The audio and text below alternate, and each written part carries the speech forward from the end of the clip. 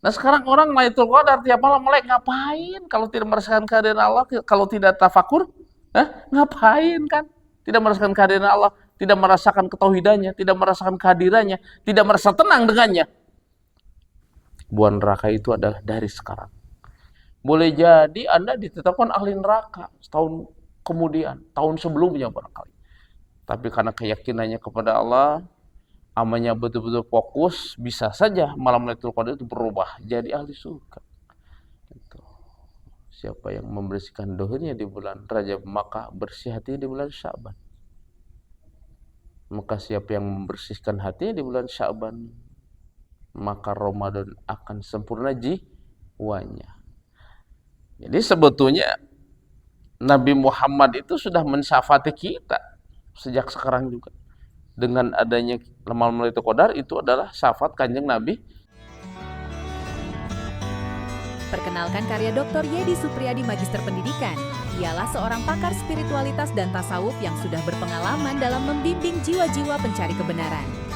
Dalam buku ini, Anda akan diajak menyelami kedalaman spiritualitas dan tasawuf, menemukan cara baru untuk hidup lebih bermakna dan penuh kedamaian. Dapatkan buku ini dalam 2 format. Buku cetakan yang memanjakan mata dan e-book yang praktis untuk dibaca kapan saja, di mana saja. Jangan lewatkan kesempatan untuk memulai perjalanan spiritual Anda. Dapatkan bukunya sekarang juga dan rasakan transformasi dalam hidup Anda. Kita kalau berpikir masalah neraka nanti, ya udah pasti ya neraka itu nanti pasti ada. Tapi setidaknya kita berpikir sekarang. Apa kita hidup ini sekarang ini sudah merasakan seperti di neraka itu sekarang. Tidak pernah mengalami kebahagiaan dan tidak merasakan bahagia mungkin hidup. Dengan bahasa 10 akhir itu adalah itkum minana. Jangan terlalu jauh kita berpikir neraka nanti setelah kematian kita, setelah kiamat. Sekarang aja kita pahami secara filosofis keterangan itu. Karena apa yang terjadi di Al-Mizan nanti di yaumil akhir adalah sekarang. Ada timbangan di yaumil akhir namanya Al-Mizan, ditimbang. Menimbang apa itu? Amal perbuatan. Ya tentunya sekarang. Maka pantas. Man amila sholihan min dzakarin aw unsa fahuwa mu'minun fala nuhyiyannahu hayatan thayyibah. Barang siapa yang beramal di antara kalian baik laki-laki perempuan dengan penuh keimanan, maka diberi penghidupan yang layak, hayatun thayyibah. Dari kalimat Quran tadi sederhana aja yang beramal soleh. Jadi jangan terlalu berpikir jauh. Di suatu ketika ditimbang itu ada amal soleh dan amal salah. Jadi neraka itu adalah sebetulnya output dari amal kita sendiri. Terjadi neraka nanti itu ya tentunya dari perbuatan yang sekarang. Jadi jangan berhayal. Jadi kalau ihdinas siratal mustaqim buat kita nanti, ya nanti kita tidak beramal, ataupun neraka itu nanti kita tidak beramal. Yang jelas kita yakin seyakin-yakinnya ada surga dan neraka yang diberikan oleh Allah Subhanahu wa ta'ala sesuai amalnya. Dan tetapi secara filosofis lebih baik kita sekarang. Buah neraka itu adalah dari sekarang. Merasakan kita hidup ini surgakah nerakakah? Sekarang ini. Kalau merasakan sekarang ini hidup ini surga, ya berarti anak betul-betul orang yang dirahmati. Maka Ramadan pertama itu adalah rahmat Allah. Ramadan kedua, 10 hari kedua itu adalah pengampunan. Kata Rasulullah, Ramadan terakhir atau 10 hari itu adalah itqum minan, pembebasan dari neraka. Jadi sebetulnya kalau dipahami secara luas, dari Rajab aja sudah membersihkan dosa dohir. Dari Sya'ban aja sudah bisa membersihkan dosa hati. Ramadan untuk menyempurnakan jiwa. Jadi Riyadhah tahunan itu jelas langkah-langkahnya di situ agama mengajarkan. Buat tiap tahun kita tuh selalu berusaha untuk kalau bahasa komputer mah apa? Di refresh ya. Di refresh supaya bagus, supaya tidak bermasalah. Refresh tahunan kita itu Rajab, Sya'ban, Ramadan. Dari Rajab, maka siapa yang membersihkan dohirnya di bulan Rajab. Dohir itu artinya dosa dohir. Yang 7 yang disebutkan dalam Bidayah tuh Hidayah ya, 7 itu. Dosa dohir sudah 7 itu. Kakimu untuk apa kan? Tanganmu kan untuk apa? Perutmu untuk apa, dan telingamu untuk apa, matamu untuk apa. Setidaknya itu. Belum dosa sir ya. Itu. Siapa yang membersihkan dohirnya di bulan Rajab, maka bersih hati di bulan Sya'ban. Maka siapa yang membersihkan hatinya di bulan Sya'ban, maka Ramadan akan sempurna jiwanya. Maka istilah 10 hari itu Ramadan ada disebut itqum minan nar, pembebasan dari neraka. Nah, di sini perlu musyahadah 10 hari Ramadan itu perlu memperketat diri. Istilah bahasa Rasulullah mengencangkan ikat pinggang. Rasulullah 10 hari terakhir selalu mengencangkan ikat pinggang. Itu selalu berusaha untuk tafakkur atau i'tikaf, menyendiri. Tapi di sini di hadis di i'tikaf itu dianjurkan tentunya di masjid ya. Dianjurkan di sini dalam keterangan. Kalau memang kita dekat dengan masjid. Bahkan Rasulullah berpesan ketika i'tikaf itu kepada istrinya jangan sampai mengganggu. Bahwa saya mau beriktikaf. Iktikaf itu kalau bahasa tasawuf berdua dengan Tuhan. Bersikayah, bermusyahadah, bermujahadah. Kalau istilah bahasa tasawuf. Ingin selalu bersama dengan Allah. Merasakan kehadiran Allah.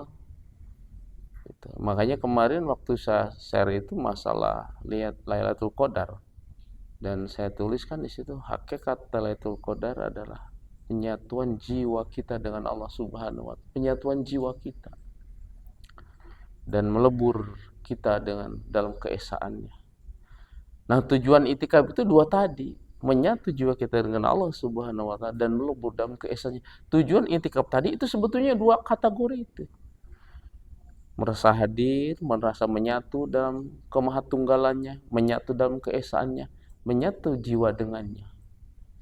Itulah namanya yang disebut wahdatul wujud. Karena eksistensi apa-apa yang di bumi dan di langit adalah dari manifestasi yang berwujud tunggal. Dari wujud tunggal, yaitu Allah Subhanahu wa Ta'ala. Maka disebut ketika saya mau zikir, la maujud illallah, tidak ada wujud kecuali Allah. Maka barang siapa ruhani yang diterangi oleh Allah, ruhaninya yang diberi taufik hidayah oleh Allah, ruhani yang diberi pertolongan oleh Allah, mampu melihat kehadiran Allah, merasakan eksistensi Allah dalam dirinya. Maka saya sering mengatakan, ya Allah, bangunkan aku di tengah malam gelap gulita di saat orang lain sedang tidur. Sujudkan aku, tasbihkan diriku atas namamu, takbirkan diriku atas namamu, sehingga aku bisa bersimpuh di hadapanmu. Maka ketika orang sudah meminta begitu, maka Allah bangunkan, Allah gerakan dirinya, Allah tasbihkan dirinya untuk menyebut namanya, Allah besarkan untuk mentakbirkannya, Allah tambahkan nikmatnya untuk menyebut hamdalah dalam bibirnya, melalui bibir dan dalam hatinya. Ketika Allah mentasbihkan hamba seperti itu, maka akan tersucikan hati, jiwa dan raganya. Maka ketika mentahmidkan betul-betul, maka akan tambahkan berkah kehidupannya, rezeki dohir maupun batinnya. Jadi apa yang kita gerakan itu dah manifestasi Allah Subhanahu wa taala kepada kita. Itulah namanya maksud wahdatul wujud. La mawjud illallah. Tidak ada wujud apapun kecuali wujud Allah. Maka dalam sebuah keterangan pendapat para imam terdahulu, sesungguhnya Allah menciptakan makhluk ingin dikenal. Maka ketika makhluk atau manusia atau hamba Allah berzikir, sesungguhnya Allah sedang memuji dirinya sendiri.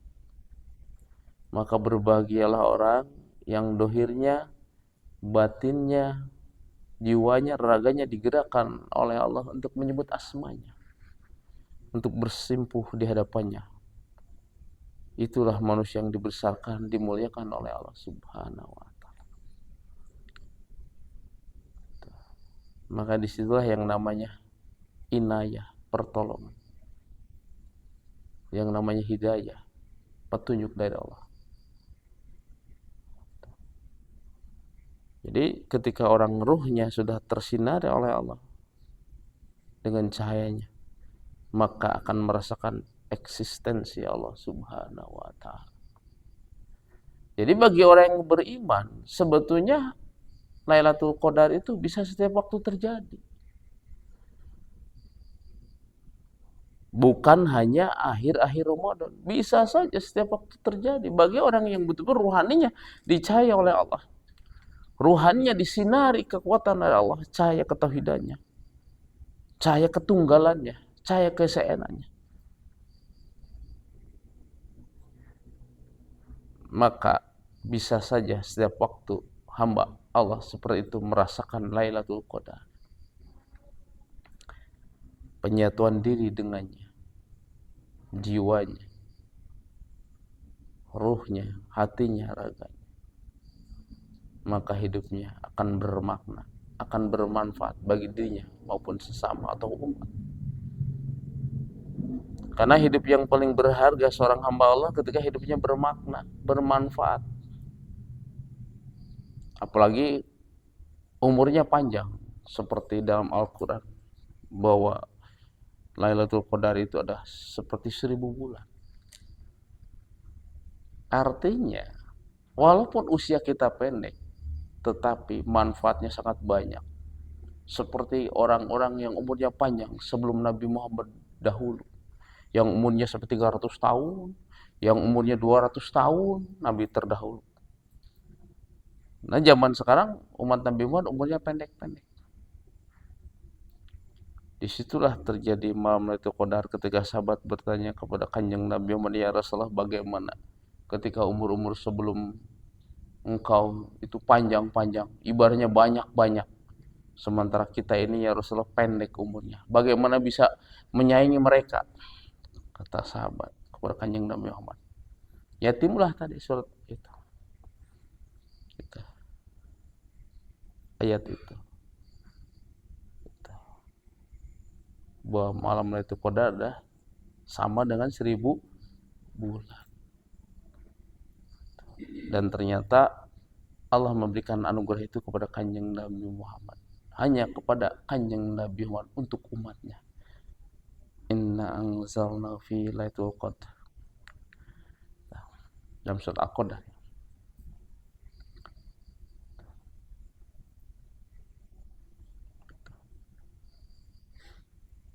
Kebetulan secara syariat disyarahkan adalah malam-malam 10 hari terakhir. Artinya secara psikis memberikan semangat kepada kita. Karena biasanya akhir-akhir ibadah itu bukan nama semangat, nama malas ibadah itu. Hanya semangat di depannya aja. Di akhir malah sebetulnya secara psikis memberikan semangat di akhir-akhir ini. Makanya istilah Kanjeng Nabi Muhammad 10 hari menjelang hari raya atau 10 hari Ramadan terakhir kita kencangkan ikat pinggang. Artinya di situ mengajak Rasulullah simbolis lebih kuat ibadah.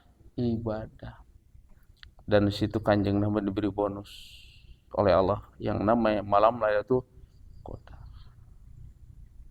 Diberi kemuliaan oleh Allah untuk bisa menyaingi umat-umat sebelum Nabi Muhammad yang umurnya panjang-panjang. Itu secara-saranya seperti begitu. Tapi secara hakikatnya malam Lailatul Qadar atau kemuliaan seperti itu bisa saja kapan terjadi ketika orang sudah dekat dengan Allah.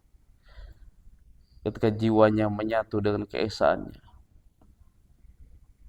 jiwanya menyatu dengan Allah, maka merasa berharga, bermakna hidupnya, walaupun umurnya tidak panjang.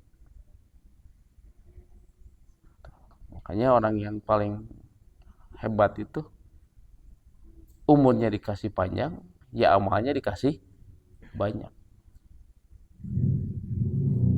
Dan orang merugi, umurnya panjang, tetapi amalnya tidak punya apa-apa. Jadi dengan adanya Lailatul Qadar itu sebuah pemadatan ya, umur pendek tetapi sangat berharga. Makanya dianggap 1000 bulan atau sama dengan 84 tahun. Artinya di sini Allah memuliakan umat Kanjeng Nabi Muhammad. Diberi al-badah baik, diberi al-badah bagus, banyak perubahan-perubahan kebaikan. Al-badah itu artinya perubahan ketetapan Allah karena keadaan yang sekarang. Boleh jadi Anda ditetapkan ahli neraka setahun kemudian, tahun sebelumnya barangkali. Tapi karena keyakinannya kepada Allah, amalnya betul-betul fokus, bisa saja malam Lailatul Qadar itu berubah jadi ahli surga. Kita sudah riliskan malam Sya'ban, di mana malam nisfu Sya'ban itu dihaturkannya amal-amal kepada Allah oleh para malaikat, dan di situ ada perubahan juga. Dan di malam Lailatul Qadar lebih dimantapkan lagi dengan kekuatan berkah dari syafaat Kanjeng Nabi Muhammad, yaitu 1000 bulan. Jadi sebetulnya Nabi Muhammad itu sudah mensyafaati kita sejak sekarang juga. Dengan adanya malam Lailatul Qadar itu adalah syafaat Kanjeng Nabi Muhammad, karena berkah 1000 bulan hanya kepada umat Nabi Muhammad. Andaikan waktu kita hidup itu singkat, maka Allah akan memberikan berkah kehidupan yang banyak dengan malam Lailatul Qadar itu. Mungkin saja al-badah yang tadinya neraka jadi surga, mungkin tadinya yang tidak berkah jadi berkah. Walaupun umurnya pendek, tetapi seperti berumur panjang. Dan tidak ada artinya hidup ini berumur panjang tetapi malah banyak maksiat. Kalau dihitung-hitung muhasabah diri sebelum nanti ditimbang di yaumil akhir di al-mizan, hitung saja. Beramal kita berapa lama, sedekah kita berapa lama, maksiat kita berapa lama. Hitung saja, dihitung oleh kita sendiri. Napas kita, hentakan napas kita, detak jantung kita lebih banyak untuk maksiat kepada Allah atau dipakai untuk ibadah. Hitung saja oleh sendiri. Dihitung. Ya mudah-mudahan dengan adanya malam Lailatul Qadar ini bisa terjadi al-badah. Allah menutupi semua amal yang terdahulu yang kurang bagus, dijadikan menjadi amal bagus. Digerakkannya untuk memujinya, digerakkan untuk bertasbih atas namanya, digerakkan untuk bersujud kepadanya, dititipi harta untuk bisa beramal di jalannya. Maka saya dalam judul bertasbih itu pondasi kesejahteraan. Siapa yang menegakkan tasbih, yaitu dengan sholat 5 waktu, maka outputnya adalah dititipi keberkahan hidup.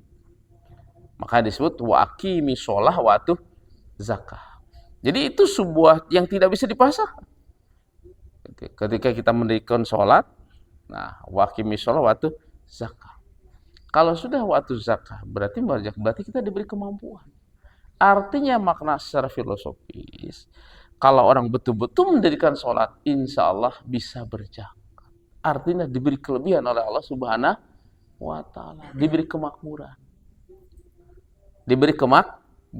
dititipi, diamanahi oleh Allah. Dalam seluas-luasnya bisa kita berbuat untuk umat, untuk orang lain.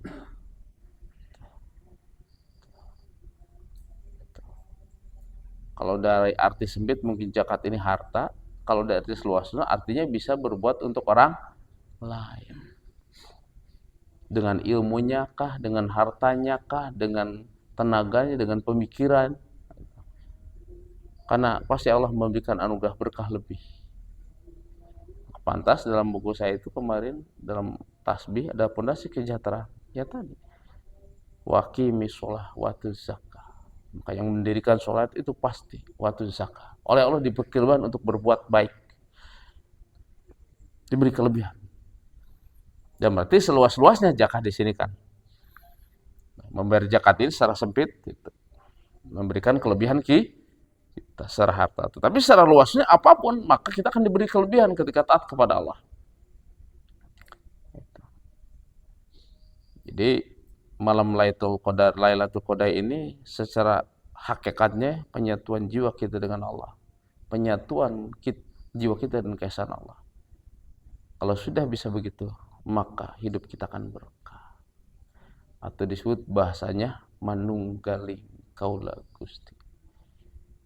Maka kalau demikian Allah akan menggerakkannya ke dalam jalan yang haknya. Tapi Anda jangan merasa ya. Jangan merasa dirasa-rasa. Karena merasa melihat eksistensi Tuhan dimainkan dengan amal soleh. Ya. Dengan amal perbuatan. Bukan merasa. Ya. Bukan dirasa-rasa. Tapi melakukan amal perbuatan. Makanya kata Imam Ghazali, Hujatul Islam. Hidayah itu perlu dijemput. Hidayah itu perlu dikasih rangsangan. Perlu dirangsang. Perlu dijemput. Makanya dalam aliyatul hidayah jelas itu ada pilar-pilar hidayah. Hidayah bisa muncul satu karena takwa. Setidaknya sekecil apapun upayakan tepat dalam ibadah, maka hidayahnya akan tetap. Dia berjalan di jalan yang lurus terus oleh Allah ditetapkan kaki, hati, jiwa dan raganya. Semakin beramal, semakin hidayahnya semakin banyak. Semakin kuat. Karena Allah merahmati orang yang banyak beramal, akan menjaga. Setidaknya dengan sedekahnya dia terjaga dari hati yang busuk. Dari sedekahnya dijaga hidayahnya kuat. Dari sedekah dijaga dari petaka, dohir dan batin. Itu pentingnya. Dari takwa, ilmu, amal. Dan dari amal itu hayatun thayyibah, dibangkitkan, diberi kehidupan yang layak. Ya ahli ibadah, ya benghar dunia, benghar ilmu. Setidaknya kaya ilmu. Kalau sudah kaya ilmu, kaya hati. Sesangsara apapun akan bahagia, maka itulah surga baginya. Hidayah itu surga itulah orang yang merasakan surga. Dari hidayah itu dia akan merasakan surga hidup ini, bukan neraka. Itulah yang namanya itkum minanar pada saat ini. Paham nggak? Nah, pembebasan neraka, yaitu orang yang diberi hidayah karena menyatu dengan cahayanya, menyatu dengan keesaannya, menyatu dengan wujudnya. Itkum minanar, sehingga di hatinya lega, seluas mata memandang samudra. Paham kaitannya dengan malam Lailatul Qadar? Itu bahwa malam Lailatul Qadar bisa kapan saja terjadi kalau Allah menghendaki kepada jiwa yang seperti itu. Maka eksistensi atau esensi Lailatul Qadar adalah ketika jiwa bersatu dengan Tuhan dan melebur dalam keesaannya. Allah bersatu dengan hambanya. Artinya bukan bersatu bahasa manusia ya. Menisbatkan dirinya, keesaannya, kesuciannya pada hambanya. Sehingga dia bisa berbuat suci. Nah itu. Nah sekarang orang Lailatul Qadar tiap malam melek ngapain kalau tidak merasakan kehadiran Allah, kalau tidak tafakur, ngapain kan? Tidak merasakan kehadiran Allah, tidak merasakan ketauhidannya, tidak merasakan kehadirannya, tidak merasa tenang dengannya. Makanya ciri malam Lailatul Qadar itu dalam ayat terakhir kan akan damai, tentram sampai terbit matahari. Damai tentram tuh kitanya. Tong ningali alam heula kita ya pelanga-pelongo alam, bintang, damai. Bunga sia teu damai, norok tok keneh. Walaupun alam itu kamu sendiri yang damai, jangan alam dulu. Alam mah damai, da apaleun pasti taat, bintang pasti taat, bulan pasti taat, angin pasti taat ke Allah, menghormati rahmat Allah turun, satu malaikat turun. Menjalankan urusannya, memberikan al-bada di malam Lailatul Qadar. Wah, malam kodok euy, buktina tenang. Pertanyaan beungeut sia tenang teu? Henteu nya teu meunang atuh. Bulan nu menang teh bintang. Beungeut masih norok tok mah hirup sieun miskin. Can menang malam Lailatul Qadar. Paham enggak? Mata pahami esensi Lailatul Qadar itu penyatuan diri dengan jiwanya dengannya, penyatuan keesaannya dengannya. Kalau sudah begitu berarti Anda Allah bidzikrillah tatmainnul qulub, akan tenang jiwanya. Kalem daun tenang. Maka di situ dalam surat Al-Qur'an turun malaikat dan ruh.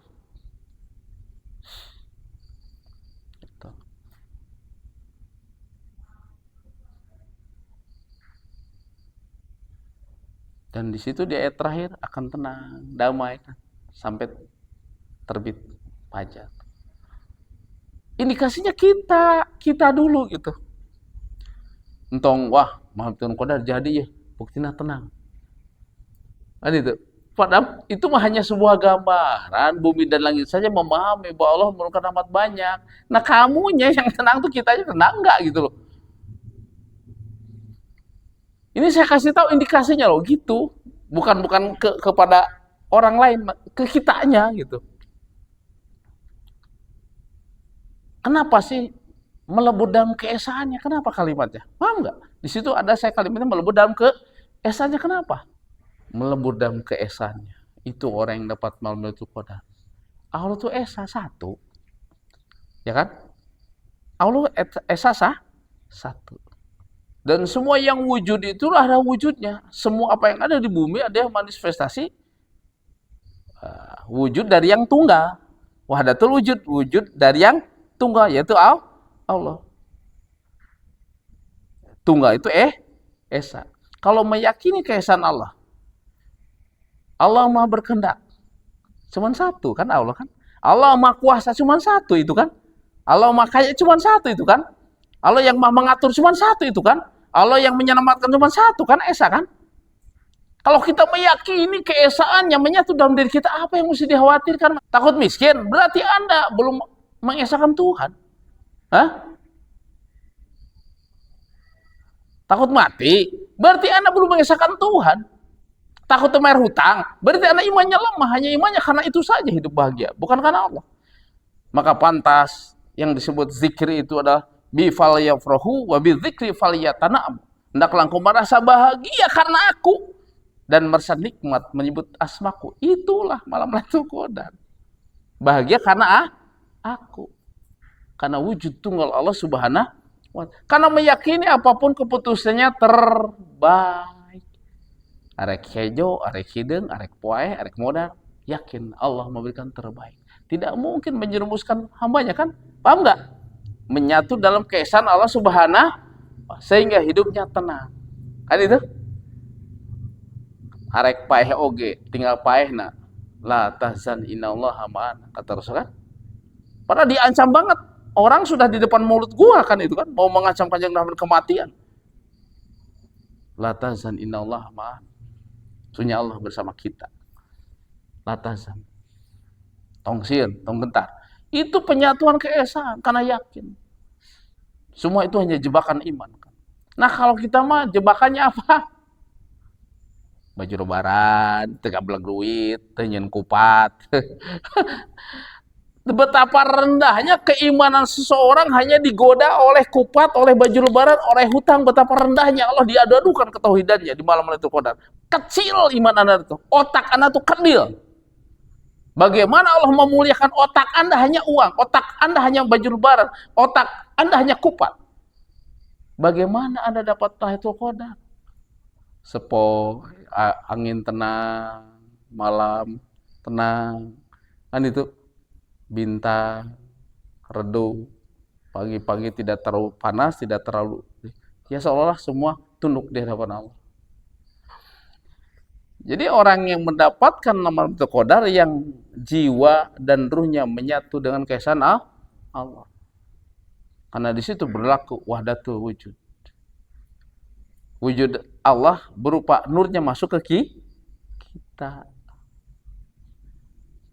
Ketika wujud Allah masuk ke kita sehingga kita berbicara yang hak. melangkah di jalan yang hak, hati kita tenang, tidak tergoyahkan oleh cobaan. Karena iman seorang itu digodanya oleh harta, oleh tahta, oleh ya, tidak tenangnya tuh oleh unsur itu.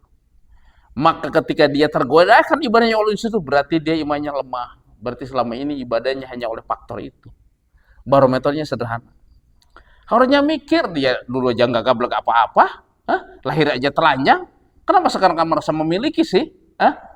Ambil aja bila perlu nyawa. Kalau yakin kepada Allah, kenapa sih? Boleh jadi Anda tidak dijabah karena Anda tauhidnya masih lemah atau percaya. Ketika dikasih banyak pun Anda akan sombong nantinya. Ketika dikasih banyak pun Anda belum tentu amanah. Ya kan? Yang menghalang itu banyak loh, yang menghalangi orang hebat tuh. Karena Allah kasihan lamun diberi kaya mau bener enggak soalnya dimiskin jelema kitu mah. Kan dikasih ilmu banyak mau bener culangung songong lamun boga ilmu lagi mau bener gede hulu. Can boga ilmu geus seuras genggerong, komo diberi ilmu loba, mau percaya. Jadi orang yang mendapatkan esensi Lailatul Qadar adalah menyatu jiwanya, dirinya dengan keesaan Allah Subhanahu wa taala. Sehingga karena ruhnya, jiwanya menyaksikan dirinya di hadapan Allah, maka akan tenang hidupnya. Miskin pun tenang, banyak masalah pun tenang, lebih pasrah kepada Allah. Karena Allah memberikan terbaik untuk hamba-hamba yang beriman. Ya karena punya keyakinan itu. Karena tauhid itu semuanya keputusan ada pada satu, Allah Subhanahu wa taala. Jadi orang yang beratkan Lailatul Qadar itu lihat jiwanya, perubahannya ada tidak? Kedewasaannya setelah itu. Ada tidak kira-kira? Lihat. Maka ketika orang itu bertauhid, dewasa dan bijak dalam perilakunya, tenang, berarti dia sudah dapat Lailatul Qadar. Sehingga akan bermakna walaupun hidupnya pendek. Sedikit-sedikit beramal, sedikit-sedikit niat ibadah, kan? Senyuman pun hati-hati, niat menyenangkan orang ibadah, kan? Langkahnya pun niat ibadah, tegablek duit, ngomong pun niat ibadah menyenangkan orang lain, kan? Hatinya selalu luluh, tidak mau menyinggung orang lain, selalu hati-hati, kan? Karena yang dipandang tauhid, keesaan Allah Subhanahu wa taala. Secara dohir berbuat untuk orang lain, pada untuk diri sendiri. Gitu kan? Tidak ada sentimen di hatinya. Tidak ada arogansi di hatinya, kan? Selalu dijaga. Karena esanya sudah ada dalam hatinya. Kan? Tenaganya, pemikirannya, bagaimana supaya Allah ridho, dimanfaatkan di jalan Allah. Sok, agama butuh apa? Saya ridho, karena Allah memberikan ini untuk modal ibadah. Bekal saya berkah dunia akhirat. Kan itu, siap.